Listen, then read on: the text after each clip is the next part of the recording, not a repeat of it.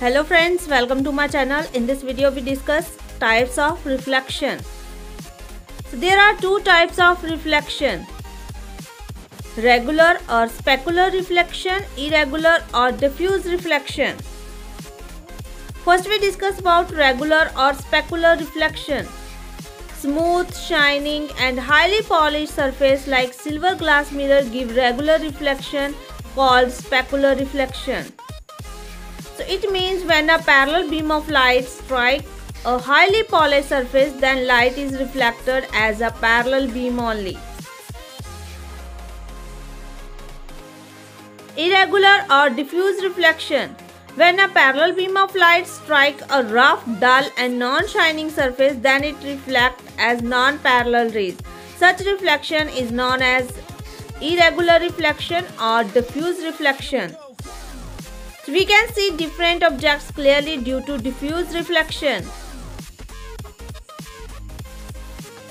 Irregular reflection is more common than a regular reflection. Rough surface reflect light in all directions, whereas smooth surface reflect light in a particular direction only.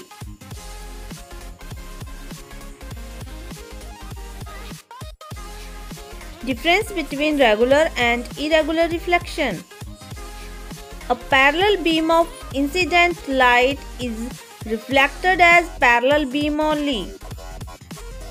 In a regular reflection, when a parallel beam of light falls on any plane smooth surface, it is also reflected back in a parallel beam of light.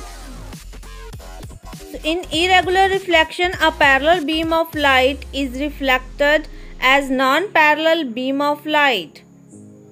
We already discussed when a parallel beam of light falls on any rough surface, then it reflected back in non-parallel beam of light.